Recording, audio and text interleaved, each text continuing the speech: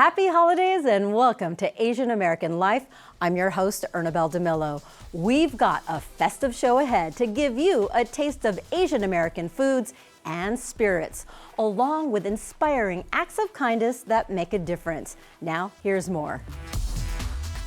Rolling in dough, there's no better bread than Pandesal. 1432 redefines ethical and sustainable fashion. Plus holiday spirits with Lunar Seltzer. Student teaches us the joy of giving. Matcha, miso, ginger spice, and everything nice. That's one smart cookie. This and more on Asian American Life. Next, an ode to the Pandesal, the unofficial bread of the Philippines. Now with roots right here in New York City. I met up with a Filipino-American baker and her husband who are redefining and reimagining the beloved Pandesal.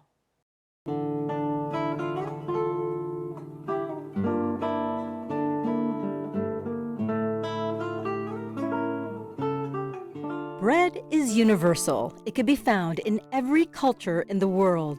For Filipinos, the staple bread is the Pandesal, which means salt bread in Spanish, and is a popular roll served for breakfast or an afternoon merienda. This brings me back home. That is the memory Jen Ariano wants to evoke with her baking company, Ariano Pandesal. It all began during the pandemic, testing recipes and baking Pandesal for fun with her mom. When I tasted it, I knew it was more than just I'm eating, taking a bite, and recipe testing. It felt like, I just felt like I saw a whole path. Her husband, Kian Ahmadian, also felt the pull at first bite. So I remember biting into it. I have a really poor sense of smell, so I didn't even smell it baking, to be honest. But there was just this rush. It was first the soft, buttery kind of overture, and then the just the right level of sweetness, and then the vanilla aftertaste. I took a few bites and I just turned to her and said, like, A, how have I never had this? B, how is this not the most popular bread in the world? That was the beginning of the couple's Pandesal journey, one that coincided with their own love story. How did you two end up baking Pandesal as a living? I think we ask ourselves that every single morning that we wake up and have to come and bake. The former tech writers had to start from scratch. Neither had baking or business experience. They drew up a business plan. Jen quit her job. Kian went freelance. They got married and researched recipes. So we read every single contemporary baking cookbook that's come out since 2020, since I don't know. But it was a lot of research. We love research. We love to read. Well, we even used our honeymoon to travel to New Orleans. Yeah, because we wanted to visit St. Malo. We didn't realize it was covered over. Yes, they spent their honeymoon looking for recipe ideas in St. Malo, the first Filipino settlement in the U.S. in the 1830s. You can say the couple didn't want to leave any rock unturned. Even today, the recipe is still evolving. Is the recipe a secret? I don't know. We're kind of in between on it because, well... There's secrets in it, maybe. There are secrets. They didn't spill any secrets. Instead, Jen and Kian invited us to watch the process. How many more for this one? 3. We're almost done. This is where the magic rises. Inside a shared commercial kitchen they rent in Long Island City. Even tinier drumsticks. We open the dough, punch it down to remove any kind of air bubbles, knead it a little bit just to get it kind of into shape.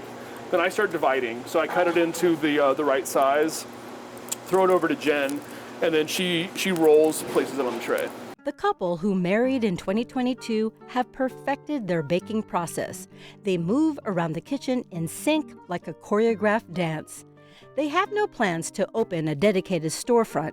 Instead, they see their bakery reaching a larger audience at pop-ups around the city, including a semi-permanent one at the Unisphere Cafe inside the Queens Museum. We want it to be wherever people are. So yeah, we're finding wholesale clients. We love doing pop-ups in these events We would love ideally to be available all over the city, maybe even by mail order, and then also have a space where we could debut new things. Or Just last month, they debuted another beloved Filipino pastry, the ensamada, a sweet butter roll infused with Filipino flavors like pandan and ube. You're being so modest. It's sold out.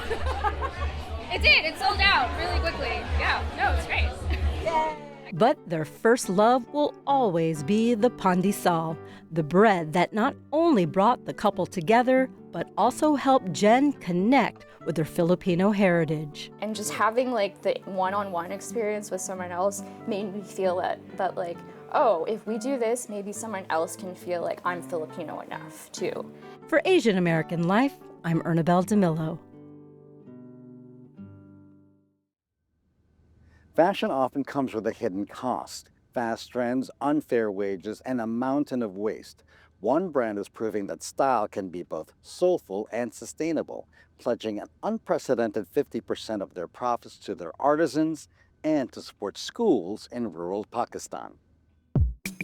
Meet Ammar Belal, co-founder of 1432, a clothing brand built on equality, transparency, and a little love. So 1432's mission is craft, cause, and community. Craft in the sense that we make everything from upcycled materials or dead stock. Our pledge is not to use anything new. So 1432 has committed 50% of its net profits every year towards empowering children accessing primary education in Pakistan. Belal grew up between Boston and Pakistan, a dual identity that shaped his design eye and his desire to create change. And I was very privileged to grow up in two places and be an amalgamation of two cultures clashing together in the 80s and 90s. And stitched together by the global apparel industry. Belal's parents manufactured sportswear in Pakistan for big American brands in the 1980s. Belal says this privilege and witnessing mass production made an impression. Yes, 1432 is quite the response of, I would say, my personal footprint, and then that being an analogy to my commentary on the industry at large. The production side of the industry, the consumption side of the industry, the design side of the industry. And lastly, how do we create a supply chain which actually benefits the folks that are part of it rather than extracts from it? After a successful run in menswear in Pakistan, Belal went back to school in the US. 1432, the philosophy of the design system was, how do we do the 50-50? What is the true version of one for one? 1432 was built on Belal's master thesis at the Parsons School of Design. Hi, my name is Umar Belal, and I'm a Stern Fashion and Luxury MBA and a co-founder of 1432. Partnering with his brother Umar, the brand launched with a juti, a centuries-old Pakistani shoe made without a left or right foot. 1432 was a concept saying, what would it look like if we gave 50% of our money, our net profits away, and used recycled materials? And I thought a really good metaphor for that is the juti from Pakistan, which has no left or right foot. And I thought, what a beautiful thing. But they're both kind of the same, and you need both of them to walk forward. When COVID hit, 1432 and its artisans pivoted to make one-of-a-kind clothing. There's still the juti in every cuff of our sweatshirt. This stitching is something that actually came from folks who were sewing shoes. Today, 1432 employs 40 to 50 artisans in Pakistan, a team the Belal brothers work with directly. We're very proud that 1432's artisans can hold their head up high and say, we make more money than most artisans in the city. Where our company, as a turnover, is nowhere close to some big box factories that have been around for 50, 60 years. The other half of the brand's profits goes to Rising Stars, a small nonprofit running free schools in rural Pakistan. And it's not this big box charity. If I had to visit, or if I had to speak to a teacher, or if I had to meet the principal and say who showed up to class, I could ask that. I loved that access. I loved the lack of bureaucracy there. The schools are absolutely free. There's a cost of running the school every month in terms of supplies, utilities, and teacher salaries. 1432 sends its funds there, so the school continues to run and be free, and most folks can have access to it.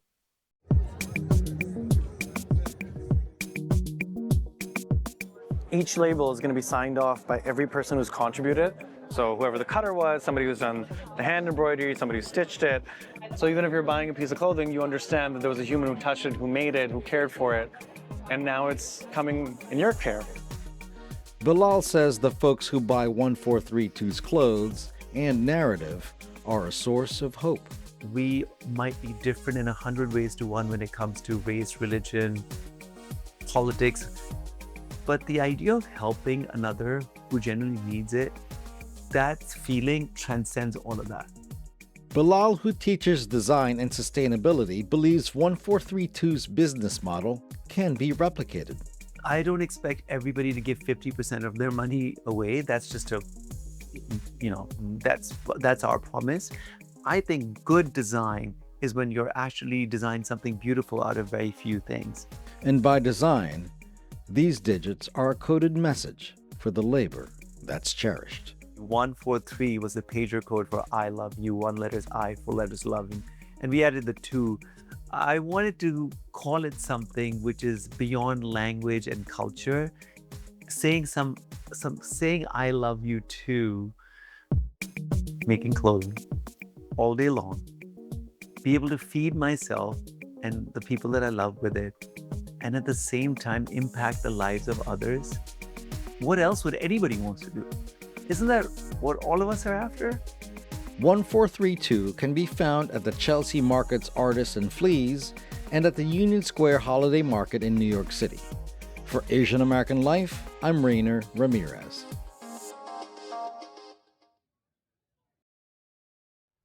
I'm Kyung Yoon.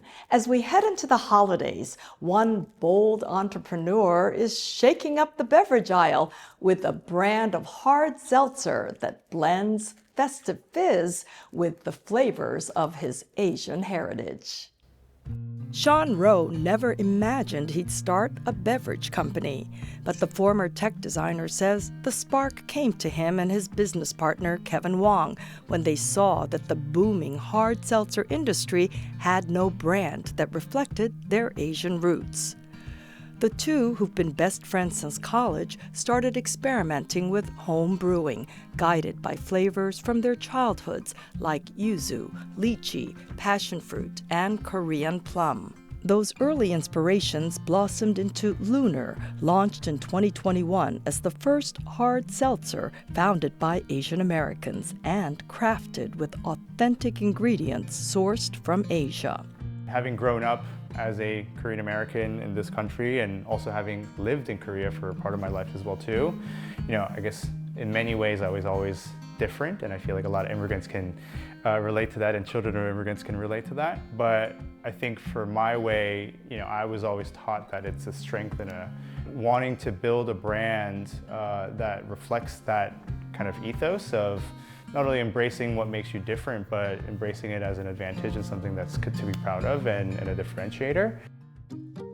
Sean says starting a business wasn't so intimidating because he'd grown up watching his immigrant parents build small, labor-intensive businesses with persistence and grit.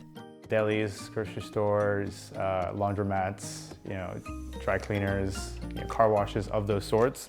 So my family was no exception, rotating through and trading up, if you will, to bigger scale businesses in those sectors. So yeah, that's all they had done. Once they got here, not speaking a lick of English and figuring things out. Like many immigrant parents, Sean's mom and dad were wary of their college-educated son taking a risky entrepreneurial path.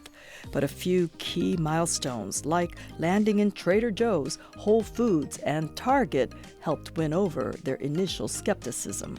Once they started seeing the traction of like, hey, we're in Trader Joe's, you know, we won a pitch competition, and you know, quite frankly, like, hey, we're in H Mart. I think that was a bigger, you know, milestone for them as well too. I think they started seeing like, okay, this thing's got legs on it. You know, let's see where it goes. And I think they've been a lot more excitedly supportive since then. Since its launch, Lunar has sold close to 2 million cans and is one of the fastest growing hard seltzers in New York State. And even then, it's still less than 1% market share, which I think goes to show, one, not only how big the opportunity is still here in New York, but also the fact that, you know, it takes a lot to be able to really dominate and take over a region. And that's really our goal. Where do you see Lunar in 5 years? As successful as we've been so far, we're still so nascent in the grand scheme of, you know, beverages and CPG. I think the stat is every human on the world will have drank some sort of a Coke product every like 4 days, right? That's just how much, you know, Coca-Cola is being consumed. But like, compare that to where we are, right? If that's the top of the top, there's still so much ground to cover. And Sean tells me that the holidays are the perfect time to open up a little sparkle and to celebrate. So let's do it. Happy holidays. Happy holidays. I'm Kyung Yoon for Asian American Life.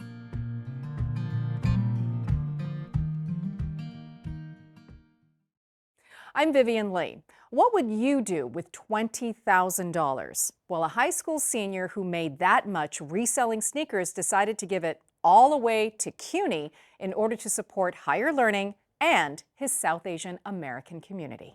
I don't think I initially realized that it would become big enough that I could actually start a scholarship from it. But if you asked me at the beginning of 8th grade, I honestly would not have a clue. It started as a boredom-busting project in middle school. I had a lot of free time on my hands, like every other kid at home during COVID. And I started selling random things on eBay. It became a runaway success when Ravi Vora, now a senior in high school, decided to focus on sneakers. He formed his own company, Soul Source New York. Eventually, I stopped selling on social media and just selling on sites like StockX and Alias. And these are two, basically like the stock market for sneakers. My friends would notice. He'd put them in a really cool design to show off the sneaker, to get, you know, more looks and more eyes and more likes. And then he had to deal with adults. I mean, he had a distributor that was, you know, an adult in another state that would warehouse shoes. He would deal with customers, including customers that sometimes did not live up to their obligations. So he learned a lot of lessons. I remember, I used to take photos of the chaos, because I used to always think it was pretty funny. Like, my dog like walking around like boxes with like labels and like shoe boxes stacking up to the walls. I said, when this becomes something big and I'm not able to manage it anymore, I will just end there and I will donate the proceeds. It was around this time Vora experienced a moment in class that sparked his interest in education reform. I was reading a textbook about my religion, Jainism, and like the depiction of my religion, I remember being kind of caught off guard because it was a very like orthodox depiction, and it was taught to students in my classroom. From then on, I kind of realized that a lot of materials in curriculum aren't necessarily truthful by both what they say about, like in my case, what my religion, but also what they don't say. Teacher Wei-Ting Lieu helped implement the city's first AAPI-focused curriculum in select classrooms. Calls for education reform hit the news as the rise in anti-Asian hate crimes in major cities led to protests urging more AAPI history to be taught in schools. Vora also helped to organize a South Asian Students for Justice group. That eventually led him to CUNY's Asian American Asian Research Institute, or ARI. Vora became a student researcher for ARI's localized history project, creating learning modules about the history of different AAPI communities in New York City. My project was on Indian intellectuals that came to New York City in the 1910s. They're fleeing British repression in India because they were advocating for decolonization in their homeland, right? And there were publications started by Indian Americans and in coordination with other communities, like Irish American communities who also had a decolonial struggle with the British. Black Americans, W.B. Du Bois was very close with one of the publishers. You're not taught these stories of solidarity, you're not taught these stories about my community all the way back in the 1910s. ARI happened to be part of the REACH coalition, And Vora and other students attended a day of action in Albany calling for passage of the AANHPI Education Equity Act, a grassroots effort involving students and community organizations across New York State to include more Asian American history lessons in K-12 schools. That experience helped Vora to decide where his $20,000 earned through Sole Source New York had to go, a scholarship administered by Ari specifically for research into South Asian and Southeast Asian American issues. It's true that when we think of Asian American, it's dominated by this sort of image of East Asians. I think that's largely due to history. Ari's dean, John Chin, helped Vora to set up his donation as 10 scholarships of $2,000 each. The goal, to increase the breadth and depth of research on South Asian and Southeast Asian American communities. India, Pakistan, Bangladesh, Cambodia, Vietnam, Laos, Singapore, Malaysia, Indonesia, and Brunei, to name some. We were happy to make that statement that these communities are part of what we call Asian American. I think what impressed me the most is that, what would most high school students do with $20,000? I'm not sure they'd all be thinking about giving it away. Vora's parents say paying it forward runs in the family. My father was very involved in causes that help South Asians. And one of the things that he did is help set up a scholarship at Michigan that provided some funding for college students that came from India there. Mahesh Vora also helped to fundraise for the construction of the first Jain temple in Michigan, the Jain Temple of Greater Detroit in Farmington Hills. Sejal's parents also immigrated from India and helped to keep the connection to culture and religion for their grandchildren. With my mom explaining some of the Sanskrit and the translation, and my father as well, who is very deep in the scripture now, and I think that's what happens as you sort of get older, you go back to your roots.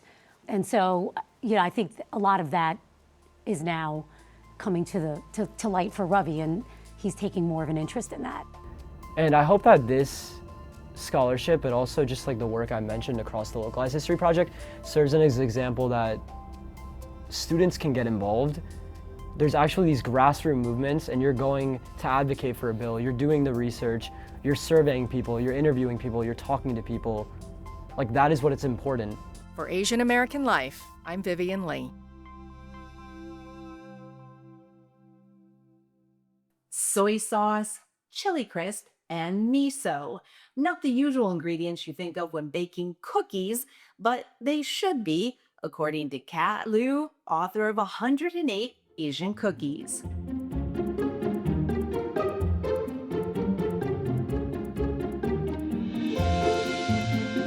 We want to have pandan be as popular as vanilla. We want ube to be as popular as chocolate. I want people to no longer yuck our yum. It's so important. I want people to look at a matcha cookie and not say, ew, that looks like mold, or a black sesame and say, ew, that looks like lint, which has been my past experience.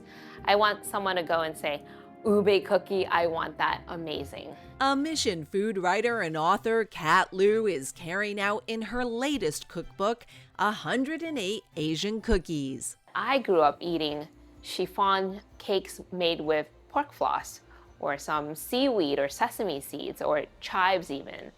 I wanted really to promote the love for Asian flavors and ingredients. I want people to really realize that flavors and ingredients such as fish sauce and soy sauce and MSG and furu and miso can all be beautiful in a cookie. Ideas born of a third culture kid. A third culture kid is someone like me who was born in Montreal to Chinese Vietnamese parents who did not grow up in America, yet they're raising me in America, in Brooklyn, so that on Sundays I could have dim sum for breakfast, or we could go to an American diner. Next to our Kraft cheese, we also have Asian cheeses, such as furu or fermented tofu or fermented bean curd. We would have sriracha next to our ketchup. My kitchen was just this amazing place with so many things in our pantry that I could pull from. And that created a self-described chaotic kitchen wizard. I'm able to use a lot of different ingredients and not be afraid of them. So throwing fish sauce into a bourbon chocolate chip cookie, or using char siu, the Chinese roast pork, instead of bacon into my sundaes and into my frosted cookies, or even tossing 5-spice into snickerdoodles instead of cinnamon. I'm just able to be so creative because my palate has been so formed by so many different cultures. An upbringing that stuck with the Brooklyn College graduate who didn't bake for a living until later in life. Professionally, I was a doctor of physical therapy for over 13 years of my life. Baking came around 2020 when I started a group called Subtle Asian Baking, and I found a lot of healing through baking because I lost my father around the same time. Almost 6 years and 3 cookbooks later, Lieu decided to take her father's favorite number 8 and add 100, highlighting Asian flavors as a treat that's not too sweet. So not too sweet is really the ultimate compliment that a lot of Chinese and East Asian aunties can give to your desserts. Okay, so you have a lot of delicious looking cookies here. Lieu shared some of her creations with us in Chinatown at Bon by Lauren, a Vietnamese American and French bakery and cafe that's been named by the New York Times as one of the top 22 bakeries in the country. This one is my favorite, the Taiwanese Snowflake Crisp, because it has very simple ingredients. If you know how to make a Rice Krispies treats, you can make this one. I like pistachio, Ritz crackers, dried cranberries, all kinds of nuts you can put in there. I like to churn the marshmallow different color and flavors. So the marshmallows can be pandan or ube, then some miso to temper the sweetness. So what ingredient do you find that you use the most in these cookie recipes? In the book, the word miso appears 251 times, so I would say miso because it's so good to temper sweetness in a cookie using miso instead of using salt. But as delicious as they are, this baker isn't just focused on the flavors. Representation matters so much. It's really time for different diverse voices to shine. And Lieu's Subtle Asian Baking supports various AAPI causes through fundraising. Cooking that supports the community is just the right amount of sweet. Not too sweet. Yeah, no, it's not too sweet. For Asian American Life, I'm Susan Jun. Now those are sweet ideas. Because cooking is my love language, I can't wait to try out the recipes. You can find these stories on Instagram, Facebook, and YouTube at Asian American Life. Plus, watch us on the go with our CUNY TV app. And remember to tune into our January special as we look at what's ahead with New York Mayor Zohran Mamdani. I'm Ernabel Demillo. Thanks so much for watching. We wish you a warm and happy holiday season.